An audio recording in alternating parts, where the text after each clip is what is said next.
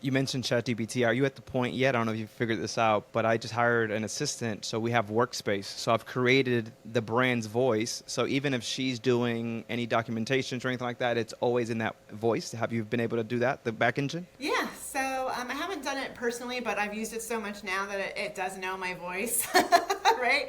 It's Love funny it. that you said this because I pay for the upgrade, and my husband wanted. He's like, "Hey, can I have your login for your chat?" I said, "Absolutely, you can." My chat knows me and knows how I Yes. think now, and Yes. so like Yes. Don't mess it you up. Yeah. can't be Don't in mess there it messing it up. up. So get your own. And if That is we're funny. supposed to No, take I over the world one day, I make sure I tell it please and thank you, and I use my yes. manners. So I'm not going to be on its list when it gets upset one day. That is so funny because I'm like that too. It's at a point where sometimes I'm just laughing at how it responds to me, right? Because I'll add humor sometimes and just talk. I talk and I type into it, but I'll add like I'm just talking to a normal person. And sometimes when they give me back like it's a friend, I Yeah. just die laughing like, how did it know? Like it's really great. But yeah, if that workspace, man, like you mentioned, a lot of people, it's truly a tool, and I think when AI, I mean, AI has really been around for a long time, but the way that it has been around, people have been very scared that it's a replacement. Hmm. And I'm like anybody other leader, there's no way that it could replace human connection. Like we Absolutely. need that, right? We need this right here, these conversations. And even in person is so much better. Like this is great, but in person is always so much better when you can talk to that live person. But it truly does help us out. We get more creative, as you mentioned, outside the box thinking of how can I better what we already good at. Hmm. Sometimes it could take us months, it could take us weeks to have that one idea. But we type it in, it gives you 5 great ideas and how to do it. Yeah. Like it can't get any easier than that. I love it. And trying to teach the team to my team to not be afraid of it. It is a Yeah. tool. It's so helpful, and it frees you up to do so much more, right? So That you love to do. yeah. So think smarter, not harder. That come on now. Tech is great, but this is still hard work. How do you keep the human connections, as we mentioned, front and center while still innovating?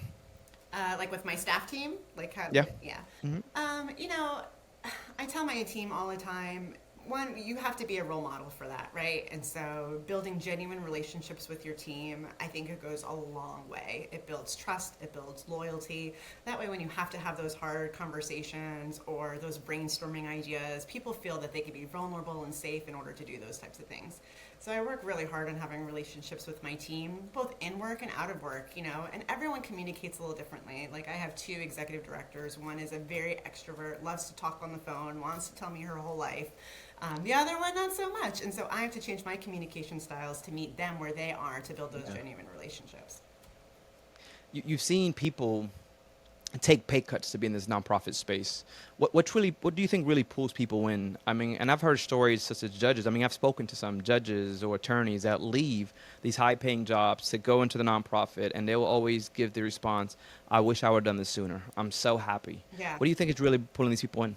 Yeah, that's interesting. We have quite a few staff recently in our association leadership that have come from the for-profit world, and learn those skills that they have in the for-profit world, and we're just missing something else in their life, whether they wanted to give back to their community or wanted a slower pace of life.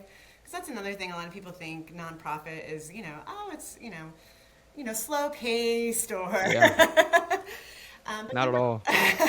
but then when they get in and they realize, wow, the impact that they make and the change that they make, and they're not just, fluffing the pockets of your stakeholders, but really making an impact in their community, that's when they really get bought in and they feel like I have purpose beyond just making a paycheck. I remember you mentioned the Kool-Aid effect. Hmm. What was it about the Wise mission that hooks people in and never lets go? So the WISE mission is to improve lives of all. It's not just Christians, it's not just men, it's not just old people or younger people. It's everyone. And so a lot of people don't realize that and how we go about in doing that.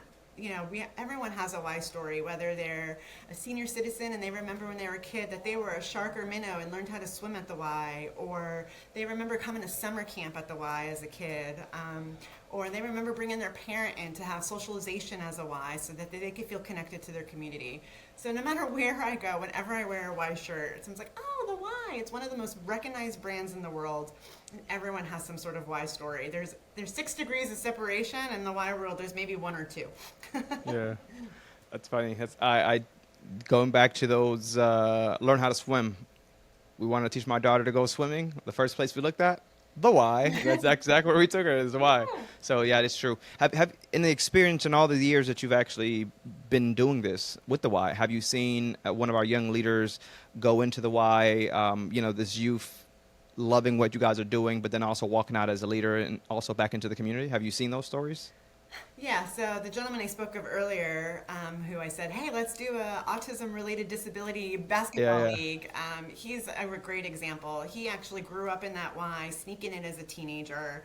And then they're like, hey, man, you keep sneaking in here. How about you volunteer and give back, and then you don't have to sneak in anymore. We'll just allow you in. And so he started volunteering and getting connected to the Y. Then he got his first job at the Y. Anyway, now he's a grown adult, has a family of his own. He's now speaking in local middle schools about the impact the Y Wow. has had on him. He's just really grown with the Y, and is definitely a future leader. And I've been working with him for about 8 years now personally. And just to see the growth in those 8 years, he was able to fly globally for the first time through the Y. He was part of a global initiative program.